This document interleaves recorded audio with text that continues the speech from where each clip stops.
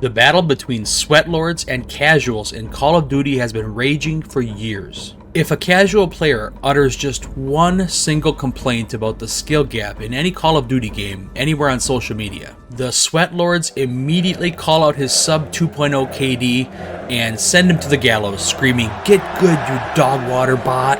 And from the sweatlords' perspective, these casual peasants expect to just randomly fire up the game for a couple hours on a Saturday night with their buddies over a couple of beers and not get destroyed by players who have spent hours every day for years trying to actually get better at the game rather than just enjoying themselves with their buddies. The audacity.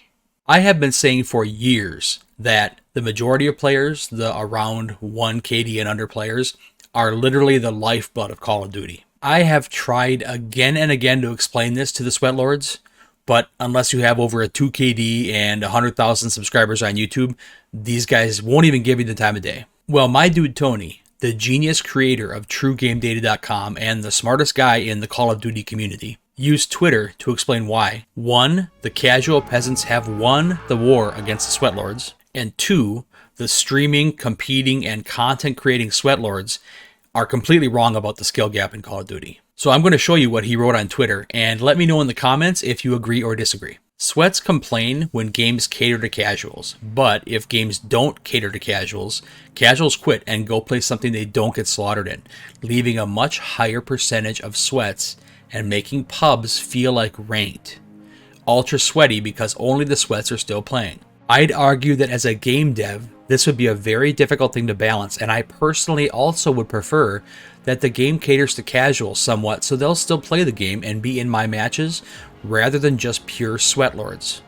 Just interesting to think about. What Tony is saying here makes absolutely perfect sense, and I don't see how anybody could disagree. If we don't want all of our lobbies to be constantly full of nothing but high skill players, we need to be concerned about keeping the lower skill players, the casual players, interested in playing the game. If we make the game too hard for them to enjoy with the limited amount of time and energy that they have to expend on the game, that they're willing to expend on the game, they're going to play something else. If you want to fight bad players that really don't care if they're constantly getting destroyed by better players, your only option is AI bots.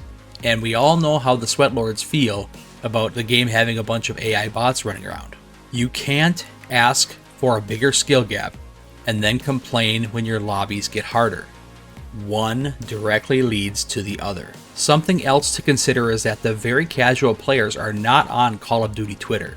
They're not on TrueGameData. They're not watching YouTube videos about the best loadouts. The loudest voices with the biggest followings are always going to be a vocal minority. I'm not for a second claiming I know how to balance all these things I've talked about.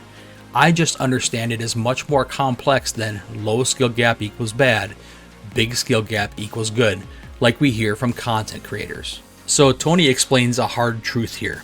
If you're in the Call of Duty community on Twitter, you're in the minority among Call of Duty players.